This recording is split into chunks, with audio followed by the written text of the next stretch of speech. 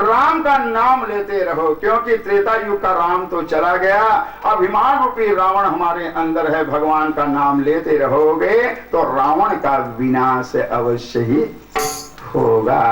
इस तरह से 11,000 वर्षों तक भगवान राम इस धरणी पर अनोखा राज्य करते हुए, धरती का पालन करते, देवताओं को सुख देते हुए अपने साकेत लोक को चले गए। प्रेम से बोलो ब्रह्मांडनाय भगवान की जय। रामचरित मानस यह नामा, रामचरित मानस यह नामा, सुनत श्रवण पायहि विश्रामा, सुनत श्रवण पावहि विश्रामा। चरितम रघुनाथस्य शतकोटि प्रविस्तरम, एकैका अक्षरम पुंसाम महापातक नाशनम। रघुनाथ जी का प्रत्येक चरित्र पाप का नाश करने वाला है, इसलिए अंतिम कहा गया है गृह गृह में राम कथा है, इसलिए इनका नाम रामचरित्र मानस है। रामचरित मानस यही नामा, और सुनत श्रवण पायहि विश्रामा। जीवन में शांति विश्राम पाना चाहते हो तो राम कथा को पढ़ते रहो, सुनते रहो, आनंद भी मिलेगा और शांति भी मिलेगी। जब राम की कथा की समाप्ति हुई तो परीक्षित राजा की आंखों में आंसू आ गई। मर्यादा पुरुषोत्तम, आपने मर्यादा का पालन करके समाज में मर्यादा में रहने का मार्ग सिखाया। मानव मूल्य को पूर्ण करने के लिए मर्यादा अति आवश्यक है, ये ज्ञान आपने अपने चरित्र में दिया। साथ ही भाई भाई में, पति पत्नी में, परिवार में प्रेम कैसे होना चाहिए, ये मार्ग आपने दिखाया। और आज चरित्र समाप्त करके मेरे राघव आप चले गए, तो आपकी कथा चली गई, तो आप भी परम धाम चले गए। तो राम के जाने की अंतिम कथा सुनकर परीक्षित राजा रोने लगा। तो बोले भगवान कहीं नहीं जाते राजन, अरे जो सूर्य वंश को प्रभावित करने के लिए सूर्यवंशी बन करके आए राम के रूप में, वही भगवान चंद्र वंश को सफल करने के लिए चंद्रवंशी बन करके यदुवंश में वही राम अनादि ब्रह्म बन करके अब द्वापर में धरणी में आने वाले हैं। राम जाते हैं और समयानुसार वापस आ जाते हैं, भगवान कभी जाने वाले नहीं। इसलिए इनका रोना बंद हो जाए, समाधान हो जाए। इसलिए राम कथा की समापन में कृष्ण कथा को सुखदेव जी महाराज प्रारंभ करते हैं। अब भागवत में कृष्ण कथा प्रारंभ।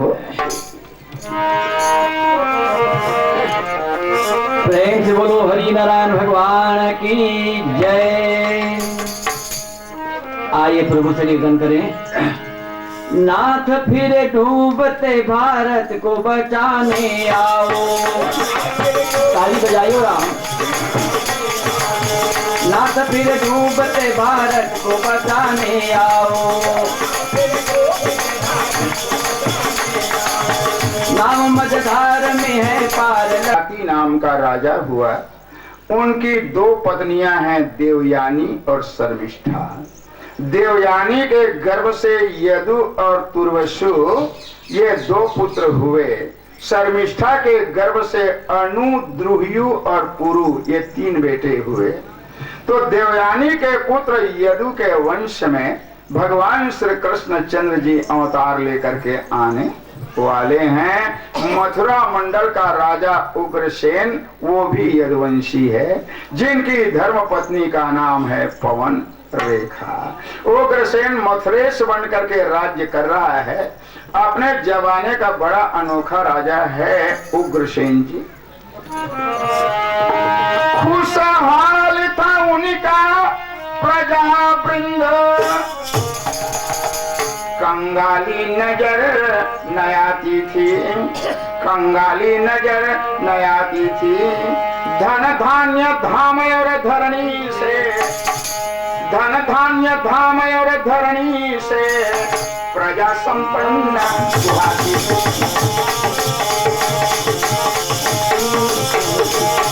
प्रजा संपन्न रतिति प्रजा संपन्न रतिति प्रजा संपन्न रतिति प्रजा संपन्न।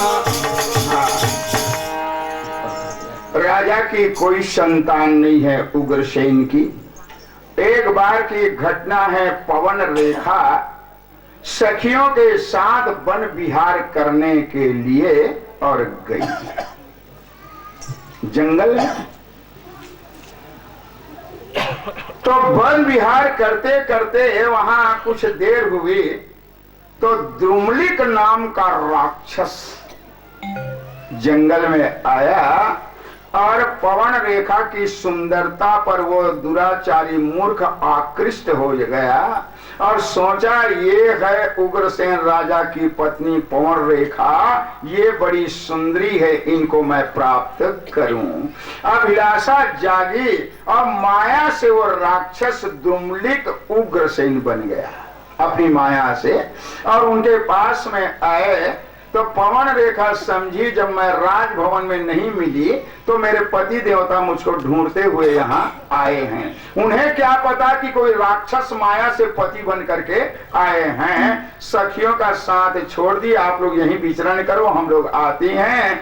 इस तरह से उंगली पकड़कर पति जानकर राक्षस को घोर घना जंगल में और ले गई। समयानुसार स्पर्श का जब दोष होता है तो द्रुमलिक राक्षस के द्वारा पवन रेखा का गर्भाधान होता है।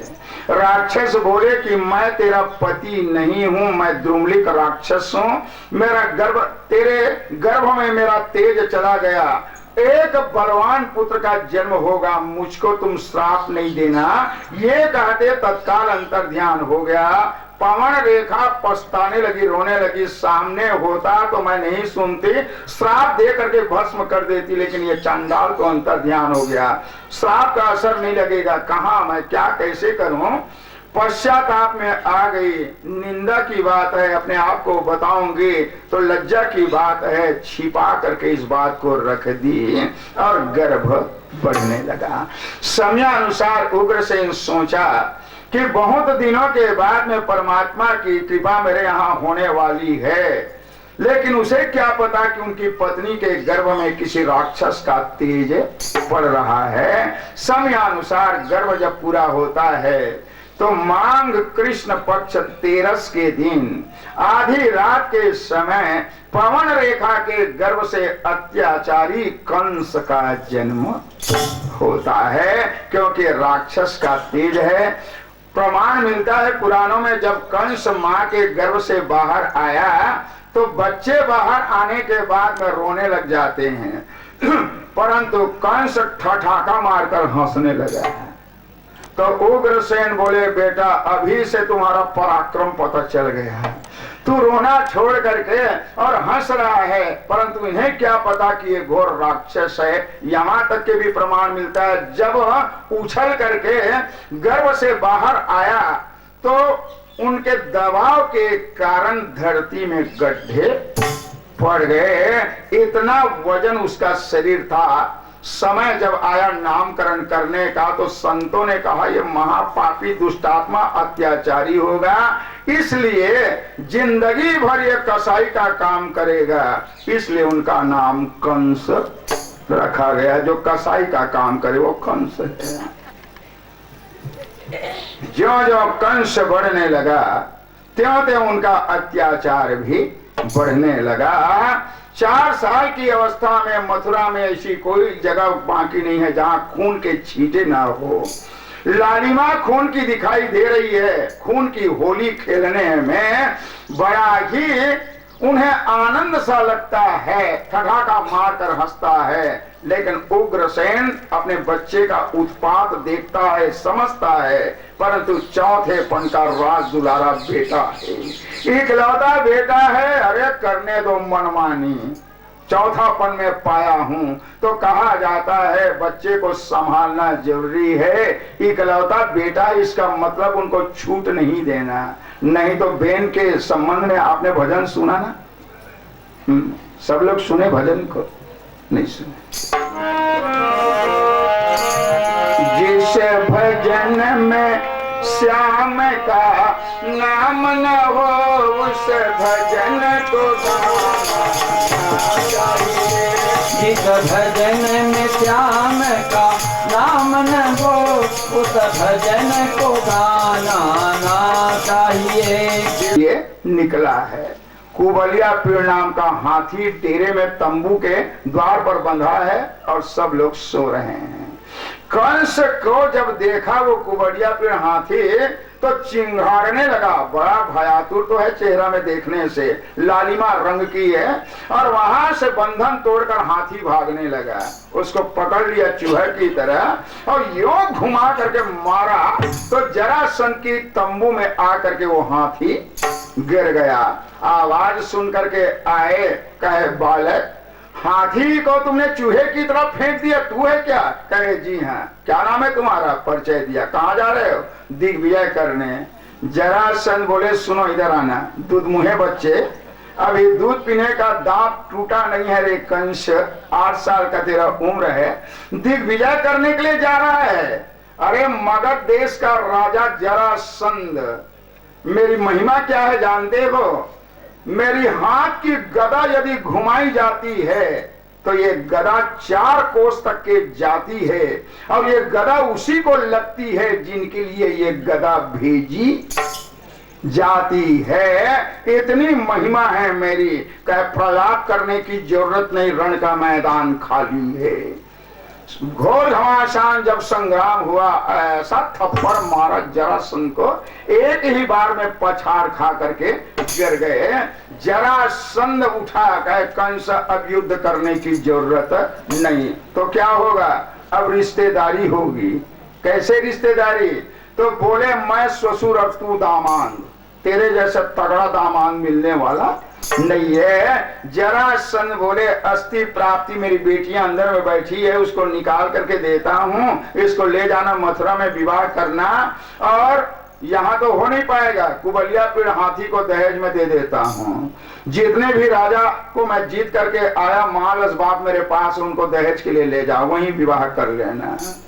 कंस जब आगे बढ़ा, बोले मैं विवाह करने के लिए थोड़ी आया था, अरे भुजाओं के बल को मिटाने आया था। चांद और मुष्टिक सल तो सलकूट आगे मिला, शर्त हुआ जो हारेगा नौकरी करेगा। 5 भाइयों को कंस बाहुबल के द्वारा परास्त कर दिया। 5 नौकरी के लिए तैयार। ये दिग्विजय है कंस का 8 साल के उम्र में। महेंद्र पर्वत में गया, परशुराम जी तपस्या कर रहे थे, कई बार भुजाओं से उठाया, फिर भी बल कम ना हुआ, ऊपर में गया, परशुराम से मुलाकात हुई। दोनों के द्वारा करसा करसे बढ़ा, घोर युद्ध हुआ, ऐसा मारा परशुराम को कंस, तो परशु अलग परशुराम अलग। आज तक के परशुराम के हाथ से परशु को किसी ने नहीं छुड़ाया था, कंस ही छुड़ाया। हार मान करके बोले ऐसा प्रतापी मैं आज तक नहीं देखा जिनके हाथ से मुझे हार माननी पड़ी। कंस बोले भुजा की बल मिटाने को है, कोई वीर है तो बताओ। कहे अभी अवतार नहीं हुआ है, ये धनुष है मेरे पास, इसको ले जा अपने घर की आंगन में रख देना, और जिस दिन तेरे यहाँ आकर के जिसके द्वारा ये धनुष तोड़ा जाएगा, उन्हीं के हाथों तेरी मौत होगी। उसी दिन तुम्हारी भुजाओं का सारा बल समाप्त हो जाएगा। दिग्विजय करके कंस आए, हाँ प्रमाण मिल गया कि धनुष का टूटना ही मेरी मौत का कारण बनेगा। कुछ दिनों के बाद कुक्षी खुलने से पवन रेखा के 9 बेटे हुए कंस मिला करके, कंस कंक सुदामा आदि 9 बेटे, कंसा कंसावती 5 बेटियां, तो 9 5 14 संतानें उग्रसेन की, और उग्रसेन का भाई है देवक, तो देवमान आदि 4 बेटे हैं, रोहिणी पौरवी देवकी आदि 7 लड़कियां हैं, तो 7 4 11। अब थोड़ा ध्यान देंगे। कंस की 5 सगी बहनें, सूरसेन के पुत्र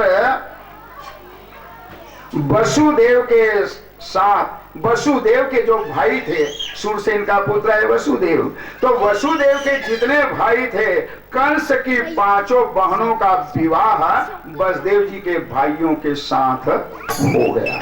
यहां तक बात समझ आई। इसके बाद राजा देवक की 7 बेटियां हैं, देवकी सबसे छोटी है। तो देवकी के छोड़ रोहिणी, पौरवी आदि 6 लड़कियां देवक राजा की वसुदेव जी के साथ ब्याही गई है। जब वसुदेव और देवकी का विवाह हुआ तो वसुदेव जी कुंवारा नहीं थे। देवकी की 6 बहनें पहले से विवाहित होकर के चली गई हैं और बाल बच्चे वाले सब हो गए हैं। अब अंतिम बाकी है देवकी। कंस की बड़ी लाडली प्यारी बहन है देवकी। अपनी बहनों पर कभी प्रेम न करके चचेरी बहन पर जब प्रेम करते थे तो रात व्यतीत हो जाते थे, भाई और बहन की चर्चा करते, लेकिन चर्चा समाप्त नहीं होती थी। तो लोग कहते थे वारे कंस दुनिया के लिए कसाई है, परंतु देवकी के लिए सच्चा भाई है। समय अनुसार आज परिवार वाले आए, कहे कंस जिनको तुम इतना प्रेम करते हो अपनी बहन चचेरी को, देवकी को, इसका विवाह निपटा देना है तो इनके लिए वर ढूंढा जाए। कहा जाता है शादी तो हो जाती है वर कन्या की, लेकिन अंत में उनको देखा भी जाता है। यदि वर को वधू पसंद नहीं, वधू को वरना पसंद हुआ और वधू को वरना पसंद हुआ तो ऐसे ब्याह रचाने में, तो ऐसे ब्याह रचाने में जीवन में क्या याद हुआ।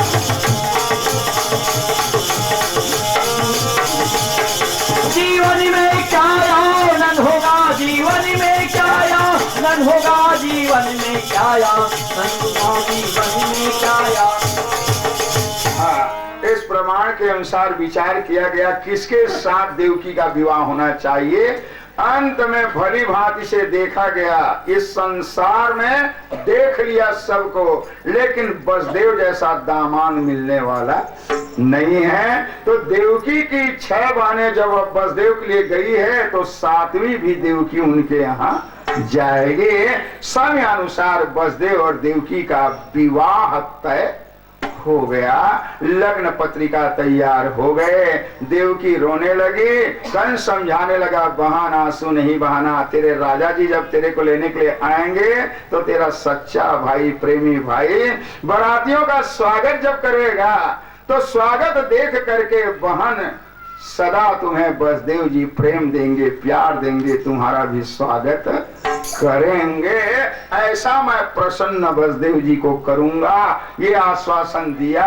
बारात आ गई, धूमधाम से बारातियों को स्वागत करके कंस प्रसन्न कर लिया। सभी राज जब हुए तो वसुदेव और देवकी दोनों मंडप में जब बैठे हैं, गठबंधन लगा करके कंस रीति के अनुसार पानी ग्रहण करने के लिए गए। जिस समय बहन के चरण धो रहे थे उस समय कंस की आंखों में आंसू आ गई। जरा ध्यान देंगे, ये संसार का नियम है, जब आप आए हैं तो कभी आंसू बहाना पड़ेगा, रोना पड़ेगा और जिंदगी में हंसना भी पड़ेगा। रोना और हंसना 2 योग है, लेकिन रावण ने कहा था मैं कभी भी मैं आंसू नहीं बहाऊंगा, दूसरे को मैं रुलाऊंगा। रुलाने वाले का नाम रावण है। मैं सबको रुलाऊंगा लेकिन रोना नहीं है। भगवान बोले नियम का पालन सबको करना है, रोना पड़ेगा। जब कुंभकर्ण मारा गया तो बहु पिलाप 10 कंधर करही, छाती पीट पीट करके रोने लगे। कंस ठठाका मारकर हंसते हुए मां के गर्भ से आया, परंतु आज समय ऐसा आ गया कि बहन के चरण धोते समय उनकी आंसू आने लगे। तो आप सब जानते हैं, बड़ा भाई हो या माता पिता हो, किसी दिन बेटी का या बहन का चरण छुए या ना छुए, लेकिन कन्यादान के समय चरण छूना पड़ता है। कारण मंडप एक मंदिर की तरह है।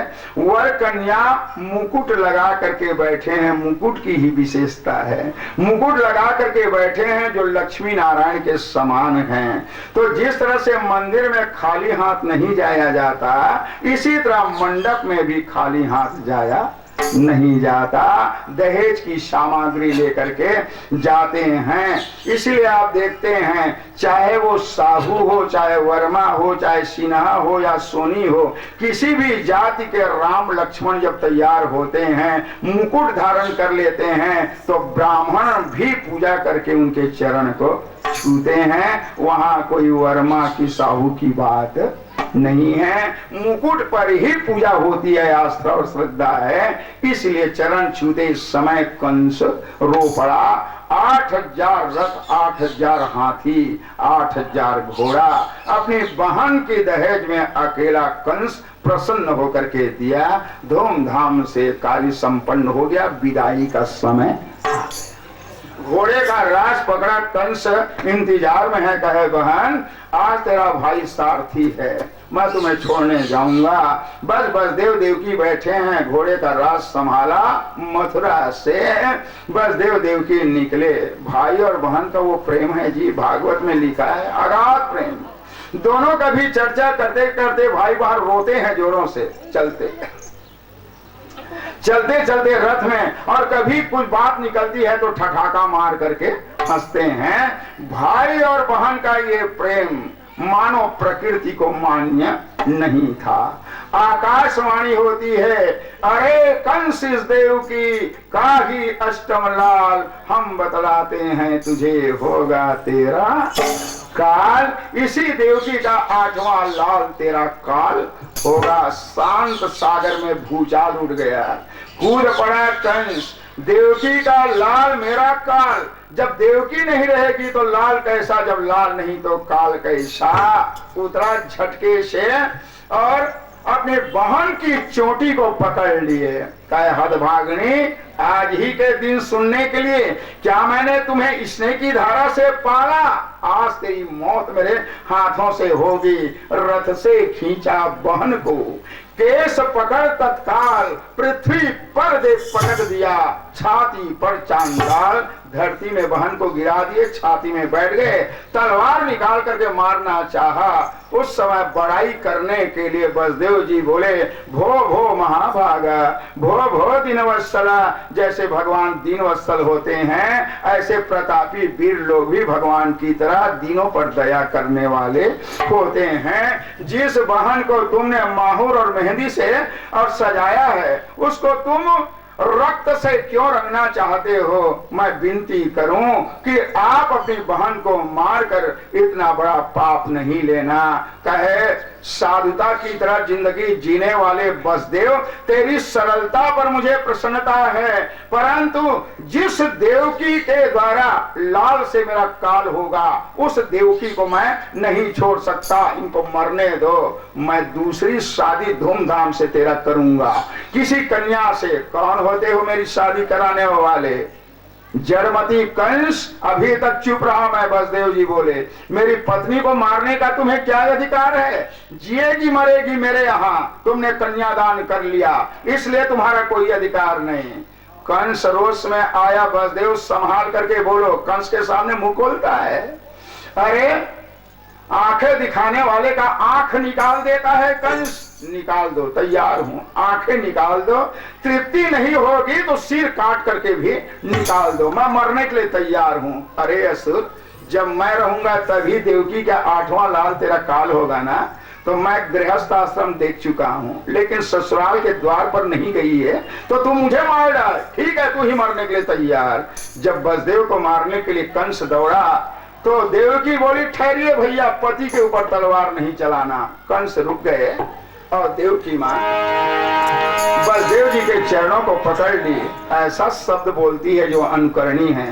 कहे, स्वामी, यदि किसी स्त्री को सज्जन पति मिल जाए तो एक क्षण, एक घड़ी भी उस पति के साथ यदि समय का निर्वाह हो जाता है तो उस नारी का जीवन धन्य हो जाता है, क्योंकि उनका पति अच्छा है। एक घड़ी का मिलन हुआ तो क्या हुआ, परंतु यदि उनका पति दुष्टात्मा है,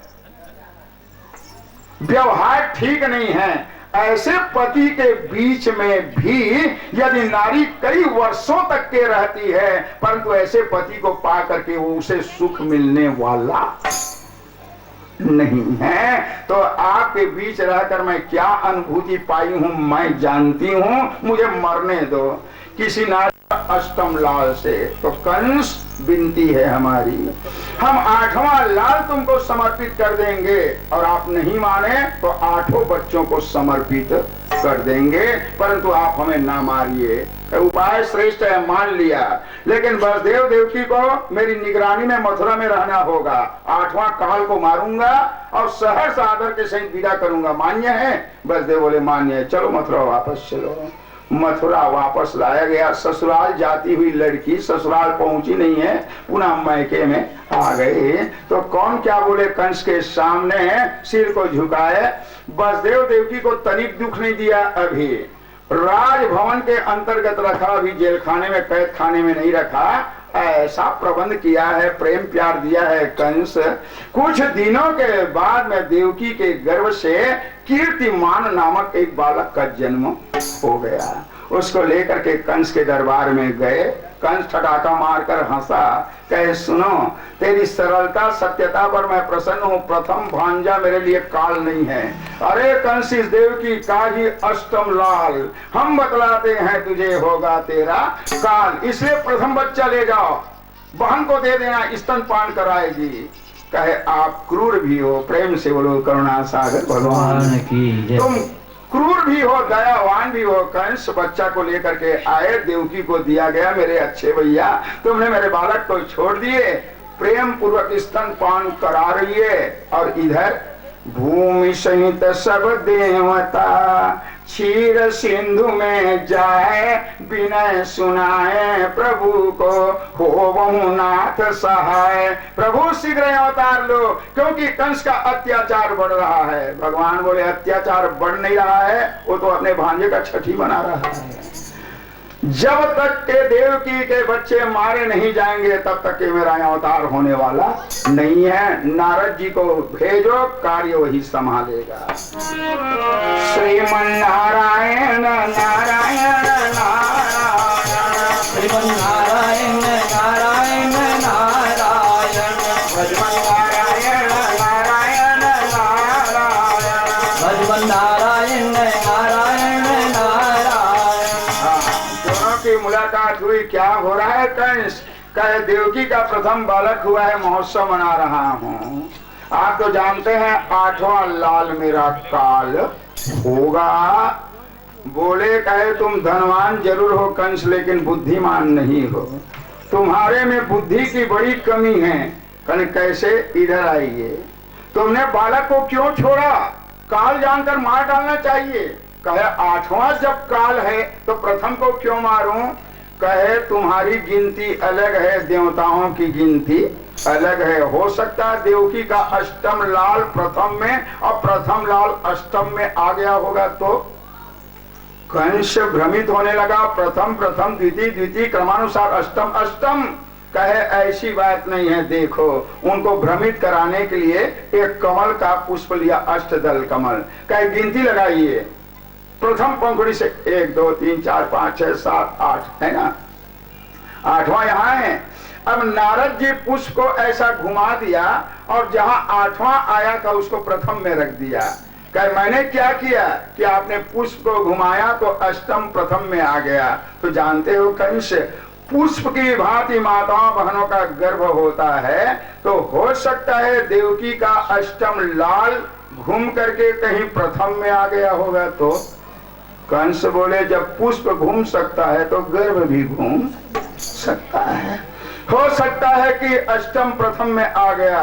तो मुनि जी अब मैं समझ गया। दौड़ते हुए गया कंस और बालक को पकड़ करके यो जोरों से मारा। देवकी का प्रथम बालक मारा गया। वसुदेव और देवकी निरुत्साह होकर के गिर पड़े। नारद जी बोले प्रत्येक बच्चे में इसी तरह से संदेह करके तुमको मारना है, लेकिन याद रखो कि किसी दिन वसुदेव और देवकी बालकों की हत्या के कारण निकल करके भाग जाएंगे, तुम्हारा काल का जन्म हो जाएगा, पछतावा में रह जाओगे। इसलिए दोनों को ऐसी जगह में रखो ताकि भागने का कोई प्रश्न ना रहे। अंत में वसुदेव देवकी को कारागृह में डाल दिया और उग्रसेन ने रोकने का प्रयास किया तो बोले, बूढ़ा बहुत बोलता है, चाणूरमुष्टि इसको भी कारागृह में डाल दो। एक बाप को अपराधी की तरह कारागृह में डलवा दिया। उग्रसेन का श्राप निकला, अरे दुष्ट आत्मा, तुमने बाप को कारागृह में डाल दिया, जा मैं श्राप देता हूँ, ज्यादा दिनों तक के तू रहने वाला नहीं, तेरी मौत शीघ्र हो जाएगी। तो कहा जाता है माता पिता की सेवा नहीं कर सकती तो कोई बात नहीं, परंतु माता पिता का अपमान करने का भी तुम्हें कोई अधिकार नहीं है। मत करो, सेवा नहीं करना है तो, लेकिन अपमान नहीं करना। माता पिता का अपमान का आह कहीं निकल गया तो कोई भी देवी देवता तुम्हें बचाने वाले नहीं है। इसलिए माता पिता का श्राप तुम्हें लेना नहीं है, लेकिन इतना जरूर है माता पिता को भी माता पिता जैसे रहना चाहिए, उनको भी अपने स्वभाव में उसी प्रकार से रहना चाहिए। माता को माता, पिता को पिता, तभी बेटा का जो कर्तव्य है उसमें हीनता आती है, तभी श्राप लगता है। और यदि माता पिता जैसे नहीं हैं तो लाख कुछ भी बोलते रहेंगे, फिर भी उनके अंदर का स्वभाव जब वैसा नहीं है, व्यवहार बेटा के ऊपर ठीक नहीं है तो लागू भी होने वाला नहीं है। लेकिन अच्छे माता पिता यदि है फिर भी आप किसी प्रकार से उसमें कमजोरी करते हो तो याद रखिए कि अवश्य ही माता पिता का दिया गया श्राप को तुम्हें भोगना पड़ेगा। तो पिता तो अच्छे हैं ना, उग्रसेन ने सदा प्यार दिया अपने बेटे को, लेकिन कंस ने कभी प्रेम नहीं किया, इसीलिए कहा जाता है श्राप लागू होना आवश्यक था। इसलिए श्राप गया, कंस के शरीर में प्रविष्ट हो गया समयानुसार, और कंस 6 बच्चे को मार डाला देवकी का, पत्थर में पटक करके। अब भगवान अपने भाई के साथ अवतार लेकर के जगत में आने वाले। प्रेम से बोलो। विप्रधेनु सुर नर मुनि किन्नर आ गई। अब जो राम लक्ष्मण को लेकर के साकेत लोक में गए हैं, दोनों भाइयों का अवतार जगत में होने वाला है।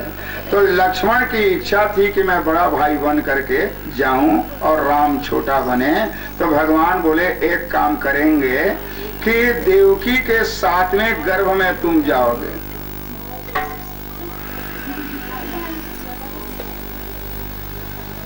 देवकी के 7वें गर्भ में तुम जाओगे। लक्ष्मण बोले अच्छा, चला गया मैं देवकी का, क्योंकि तू मुझसे बड़ा भाई बनना चाहता है ना, और तेरी इच्छा है कि दोनों की माता एक रहे, दोनों सगे भाई रहे, इसलिए मेरे को चरित्र करना है लक्ष्मण। तो सुनो, तेरा गर्भाधान देवकी के गर्भ में 7वां होगा। 6 को कंस ने मार डाला, लेकिन याद रखना कि वसुदेव की अन्य पत्नियों में एक पत्नी रोहिणी है। तो भोजन प्रबंध के लिए वसुदेव देवकी के लिए रोहिणी जेल खाने के अंतर्गत आती जाती है। तो मेरी प्रेरणा से वसुदेव की पत्नी होने के कारण जेल खाने में आने जाने से रोहिणी का गर्भाधान वसुदेव जी के द्वारा हो जाएगा। ये मेरी लीला होगी।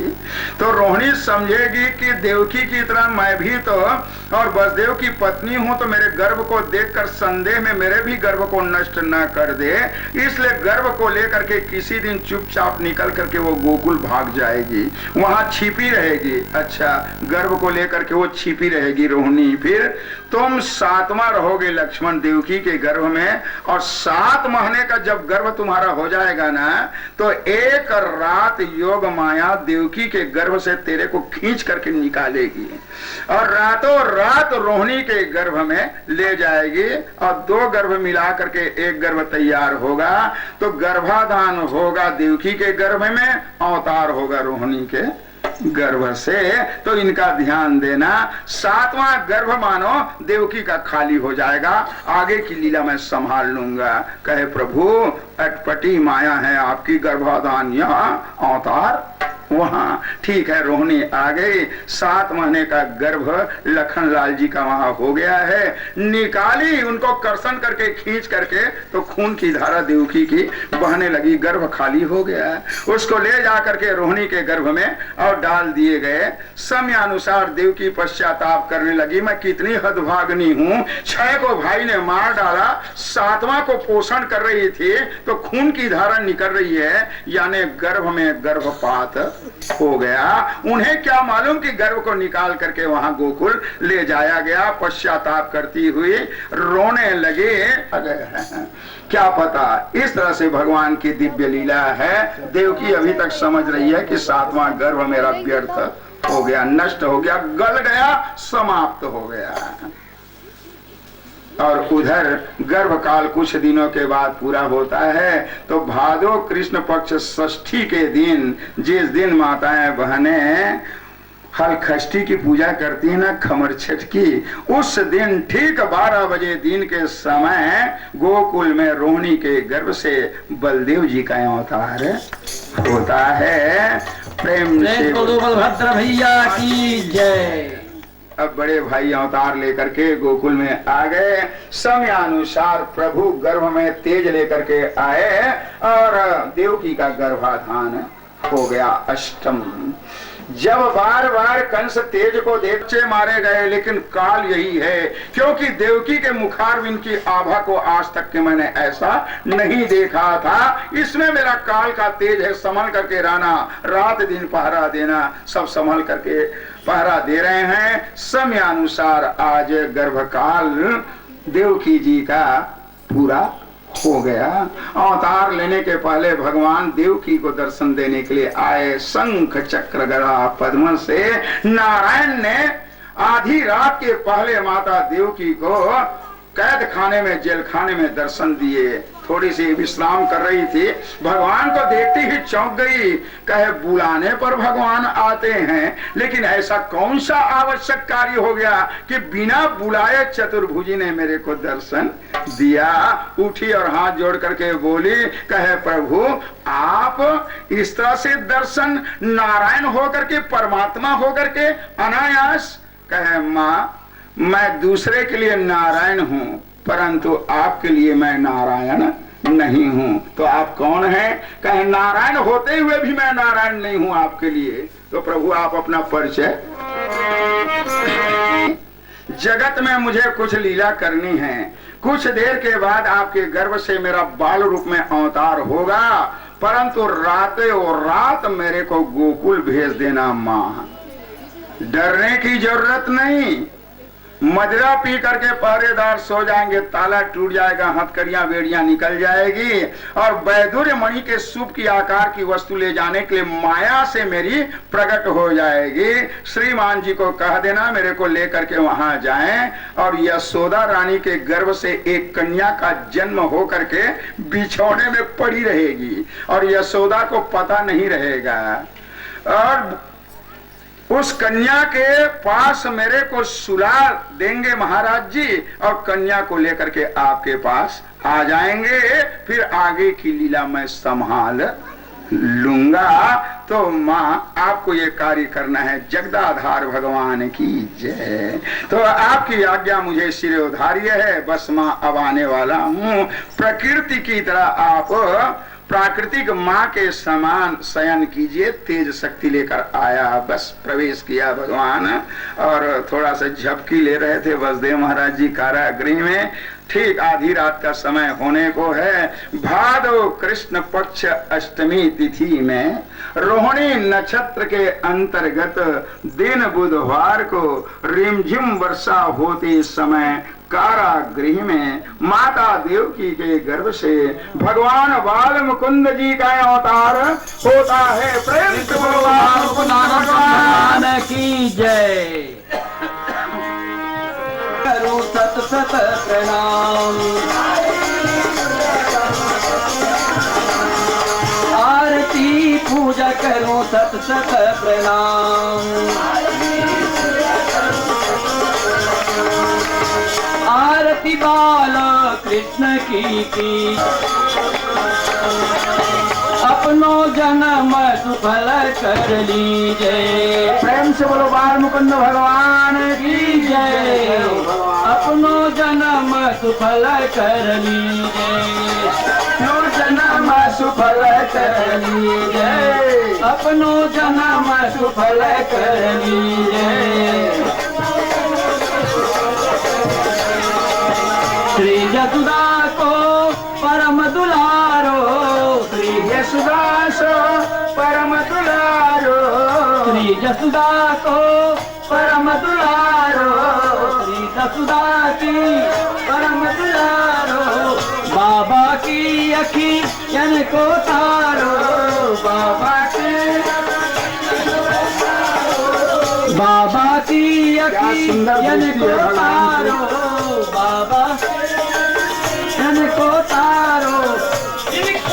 गोपिन की प्राणन को प्यारो, गोपिन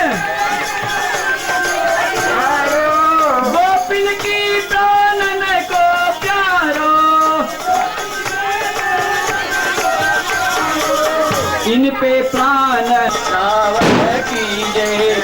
आरती बालो कृष्ण की जय। आरती आरती बालो कृष्ण की जय। जय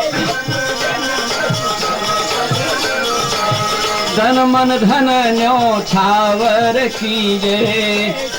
धन न्यो छावर की जय। धन मन धन न्यो। हाँ बैठ जाइए।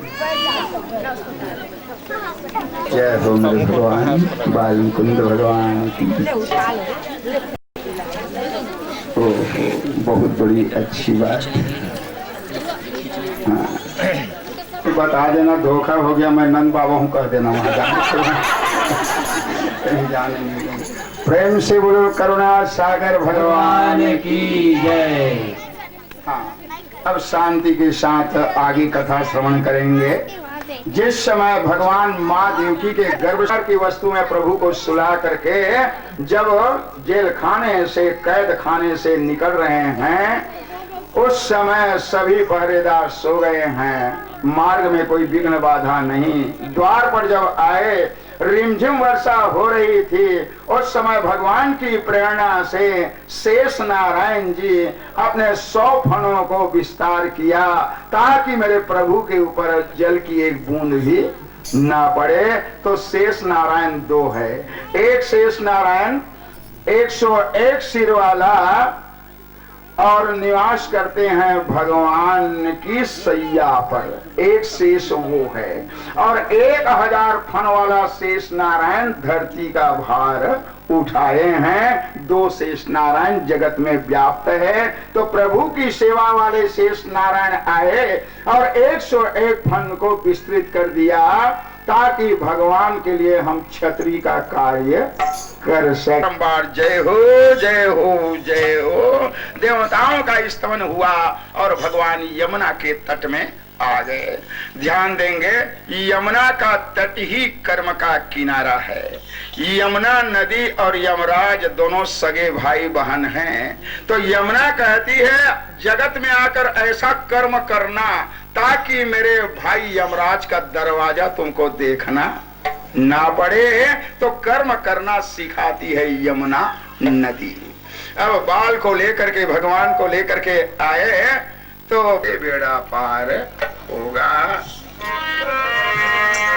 मैं कैसी की उतरूं पार यमुना अति गहरी। मैं कैसे के उतरूं पार यमुना अति गहरी।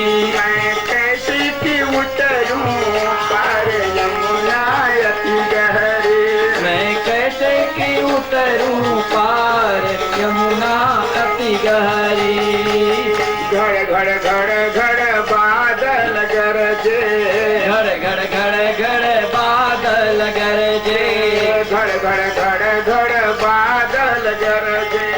घड़ घड़ घड़ घड़ बादल गरजे। दमके उदामनी अति भयकारी। दमके उदामनी अति भयकारी।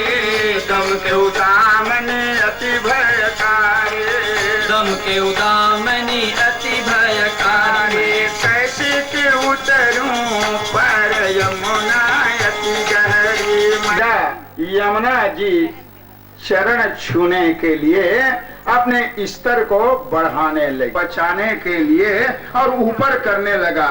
जो जो बालक ऊपर करने लगा त्यों त्यों यमुना का मारने वाला का जन्म हो गया है। अब मैं उपाय करूं ताकि अपने काल का वध कर सकूं और अकंटक अखंड राज्य कर सकूं। तो अघासुर, बकासुर, रेणुकासुर, धेनुकासुर, कागासुर, ब्रह्मासुर, पूतना आदि राक्षस राक्षसियों का सभा का आयोजन कंस ने किया और अपनी मन की बात को रखा। बात ऐसी है, मेरा काल का जन्म हो गया। तो एक राक्षसी दरबार में उठी जिसका नाम है पूतना। पूतना बोली कि आप मेरे रहते किसी प्रकार चिंता ना करें।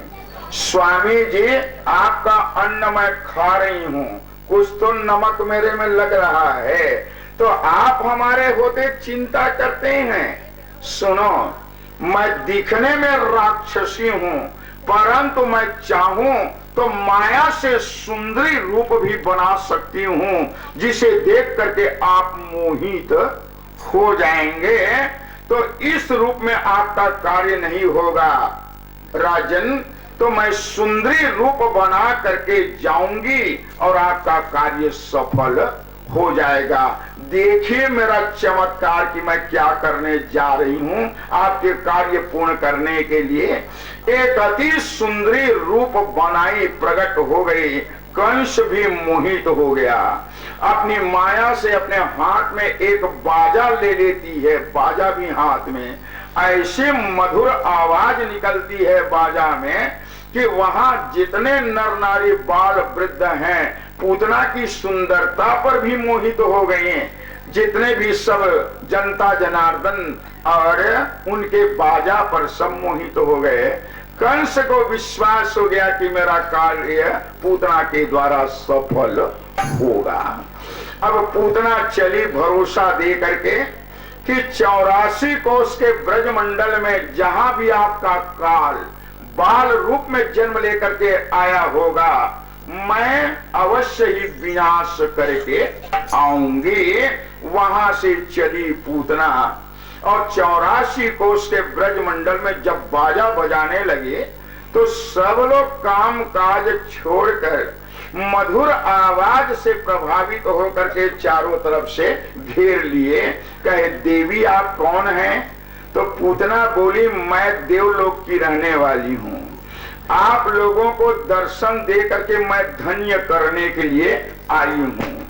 तो आप लोगों को दर्शन देकर मैं धन्य तो करूंगी, लेकिन दूसरी विशेषता मेरी है कि आप लोगों के बच्चे को मैं स्तनपान करा दूंगी, तो मेरा दूध पीने के बाद वो कभी मरने वाला नहीं है, वो बच्चा अमर हो जाएगा। छल करने लगे। तो बोलिए, आप लोगों के यहाँ अभी अभी बच्चा हुआ है क्या? तो सब लोग विचार करने लगे, क्यों न दिखाया जाए, क्योंकि स्तनपान करने में हमारे बच्चे की कभी मौत नहीं होगी।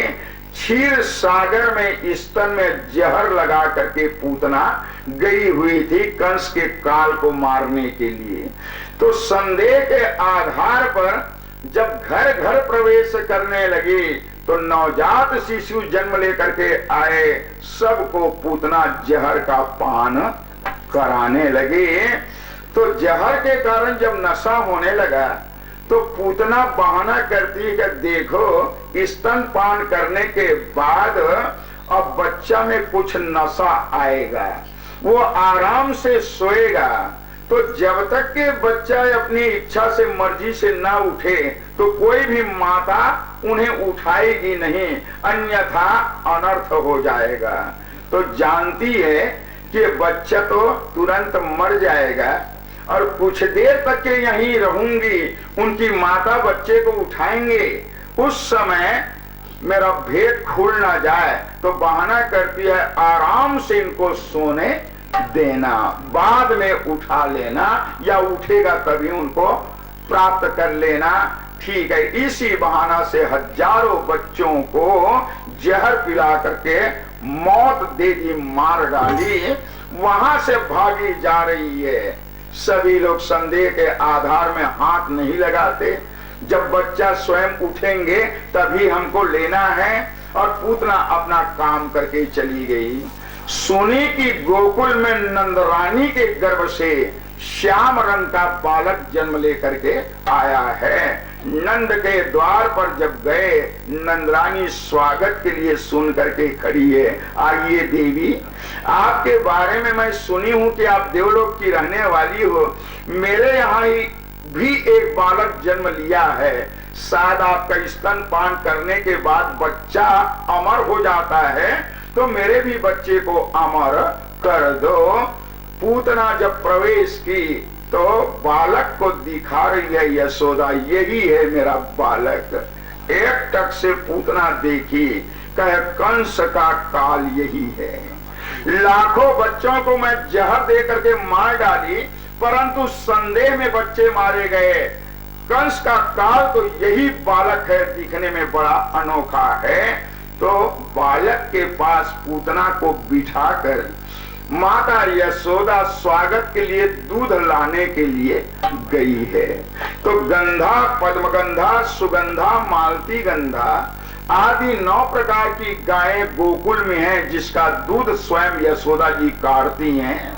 उधर तो दूध बनाने में यशोदा लग गई, और इधर पूतना जहर पिला करके बालक को मारने के लिए ज्यों ही दोनों हाथ को आगे बढ़ाई है, तो भगवान की आंखें आप ही आप बंद हो गई। अब थोड़ा ध्यान देंगे, पूतना जब हाथ बढ़ाई तो भगवान आंखों को क्यों बंद किया? तो बड़े बड़े टीकाकार लोग, प्रवचनकार लोग, मनीषी लोग, विद्वान लोग इनका अलग अलग तात्पर्य निकालते हैं, लेकिन ये समझ नहीं आता, उसमें लागू नहीं होता। परंतु एक उदाहरण, एक विचार लागू होता है। भगवान पूतना के हाथ के बढ़ाने पर इसलिए दोनों आंखों को बंद किया कि अरे दुष्टा राक्षसी, तू जीव होकर के ब्रह्म के सामने आ गई है, फिर भी माया के कारण और कंस के सहयोगिनी होने के कारण तेरी आंखें खुली हुई भी बंद है। तू जीव होकर के ब्रह्म को पहचान नहीं रही है, तू देख करके भी नहीं देख पा रही है। तो जब तुम भगवान को नहीं पहचानती, तो मैं भी तुम्हें पहचानने वाला नहीं हूं। जब तुम मुझे देखना नहीं चाहती, तो मैं भी तुम्हें देखना नहीं चाहता। इस कथा में बताया गया है, जो ईश्वर को देखना चाहता है, तो ईश्वर भी उन्हें देखना चाहते हैं। पूतना की आंखें इसी, पूतना को देख करके भगवान की आंखें इसीलिए बंद हो गई। झटके से उठाई, और ज्यों ही जहर का पान कराने लगे, त्यों ही भगवान सोचा जरा तरीका से दूध पीना चाहिए माता जी का। तो योग माया को बोले, कहे मेरे लिए दांत चाहिए ऊपर नीचे। ऊपर नीचे भगवान का दांत आया, और क्षीर सागर स्तन को दांतों से भगवान ऐसा दबाया कि पूतना चिल्लाने लगी, कहे मुंच मुंच मुंच मुंच, छोड़ो छोड़ो, मैं मर गई मर गई मर गई। भगवान बोले, जब तुम प्राण छोड़ो तो मैं तेरे को छोड़ो, और जब तक कि तेरा प्राण नहीं छूटेगा, मैं तेरे को छोड़ने वाला नहीं। अरे चंडालनी, कलंकनी, पिशाचनी, तेरी आवाज को मेरे सिवाय कोई सुनने वाला नहीं। मैं ऐसी व्यवस्था करके रखा हूं, अब तेरी मौत मेरे सामने है। जान गई पूतना यही कंस का काल है, तो कंस तो बाद में मरेगा, मेरा काल सामने आ गया। तो सुंदरी रूप को त्यागी, अब विकराल 6 कोस की लंबाई चौड़ाई का शरीर धारण करके वो मायावी राक्षसी भगवान को स्तन में लटकाए हुए आकाश मार्ग में उड़ने लगी। कभी कभी लोग शंका करते हैं 6 कोस की लंबाई चौड़ाई का शरीर कैसे रहा होगा। तो मायावी राक्षसी जब सुंदरी बन सकती है तो तन को बढ़ाने में क्या रखा है? वो तो काम रूप है ना, कामना के अनुसार रूप धारण करने वाली है पूतना, इसलिए इनमें संदेह को कोई स्थान नहीं। बहुत बड़ा विकराल रूप धारण के आकाश मार्ग में उड़ती जा रही है। तो भगवान सोचा मरने के बाद इसका शरीर गोकुल में कहीं गिर जाएगा तो गोकुल नष्ट हो जाएगा, कोई बचने वाले नहीं। तो मेरा नुकसान ना हो, वो तो मेरे मामा कंस का नुकसान होना चाहिए। तो गोकुल से मथुरा की ओर आकाश मार्ग से पूतना को ले जा रहे हैं और बहुत दूर तक के कंस का बगीचा है जिसमें बड़े बड़े वृक्ष हैं। ज्यों ही स्तनपान करने के बहाने प्राण का पान किया, आखिर भगवान आनंद सिंधु के द्वारा पूतना राक्षसी मारी गई। तब देवन दुंदुभी बजाई, बरसी सुमन जय जय सुर। कृष्णचंद्र भगवान की जय। जब पूतना का निर्जीव शरीर गिरा तो 6 कोस की लंबाई चौड़ाई का सारे वृक्ष धाराशायी होकर के समाप्त हो गए। बड़ा विकराल रूप है, बड़ा विकराल शरीर है। उसके ऊपर भगवान हाथ पैर पटक करके रोते हुए पड़े हैं। एक आवाज सुनकर गोकुलवासी दौड़े तो क्या देखा, विकराल राक्षसी मरी पड़ी है, उसके ऊपर बालक रो रहा है। सब लोग सोचने लगे जिसे हम देवी समझे वो तो विकराल राक्षसी है। यशोदा बोली मेरे पूर्व जन्म के कोई कर्म रहा होगा तो बालक आज इस राक्षसी से बच गया। उठो पुत्र, बेटा मैं तेरे को स्तनपान कराऊं। स्तनपान कराने का प्रयास करती क्योंकि भगवान रो रहे हैं। तो एक बुजुर्ग बोले स्तनपान नहीं करेगा क्योंकि इनको टोना जादू नजर डीठ लग गया है। जब तक फूंक झाड़ नहीं होगा तब तक के ये चुप होने वाला नहीं। तो भगवान जानते हैं कलयुग में टोना जादू बिल्कुल सत्य होगा, कोई माने या ना माने। 84 लाख योनि में भूत प्रेत का भी एक योनि शरीर है। इसी प्रकार से टोना जादू भी एक क्रम है और कार्य है और एक योग है। सबके ऊपर लागू नहीं होता, समयानुसार होता है। भुक्त भोगी ही जानते हैं, सत्य है। तो भगवान ये बता देना चाहते हैं बच्चे लोग जब बार बार रोना शुरू करे, इलाज आदि से कहीं बच्चा चुप नहीं होता तो कम से कम एक बार कलयुग में माता पिता लोग फूंक झाड़ कराने का कार्य भी कर लेंगे। ये भी एक उपाय होगा। इसलिए भगवान स्वयं इस कार्य को अपने ऊपर ले रहे हैं। एक बैगा जी आए फूंक झाड़ करने के लिए और मंत्र प्रारंभ हो गया भगवान के ऊपर। तो क्या मंत्र रहा होगा? यही मंत्र रहा है, हाट चलते बाढ़ बांधू, बाढ़ चलते घाट बांधू, स्वर्ग में राजा इंद्र बांधू, पाताल में वास की नाग बांधू, शिकारी बानन तोड़ के मछली मारू, टेंगरा माछ मारी गाछ, फूटे डाल मारू, फूटे तार खाई वन किए उजार, आगे आए बांधू, पाछू आए बांधू, दाएं बाएं बांधू, यह बंधन को बांधत ईश्वर महादेव। हम सहदेव, हम घर में सो रहे हैं अकेले, लोहे के 2 कड़ा मांस कर पत्थर होए काटे कुटू, बड़े पिता धर्म की दुहाई है। ये है टोना जादू दूर करने का मंत्र। किसी को सीखना होगा शाम को पूछ लेना। इस तरह से कुछ देर के बाद में रोता हुआ भगवान चुप हो गया, स्तनपान करने लगे। जिस समय ये घटना घटी है तो नंद बाबा टैक्स पटाने तर पटाने के लिए कंस के पास मथुरा गया हुआ था। जब आया समाचार मिला तो पूतना राक्षसी के शरीर को जब काटा गया और जलाए गए तो प्रमाण मिलता है भागवत में, भगवान ने राक्षसी के तन को भी सार्थक किया और 4 कोस तक के लाश जलने पर सुगंधी निकलने लगे। सुखदेव जी कथा बता रहे हैं, कृपालु भगवान तू कैसा अटपटा है कि तेरी कल्पना कोई कर नहीं सकता। जो राक्षसी तेरे को जहर पिलाने के लिए गई, उसे भी मार करके आपने उसका उद्धार किया। अहोवकीयम स्तन कालकूटम जिज्ञांसया पाय यदाप्य साध्वी लेभे गतिम धातुचिता ततुन्यम कौवा दयालुम शरणम ब्रजेम। भगवान श्री कृष्णचंद्र जी की बड़ाई होने लगी। शास्त्र कहता है ये है पूतना की कथा।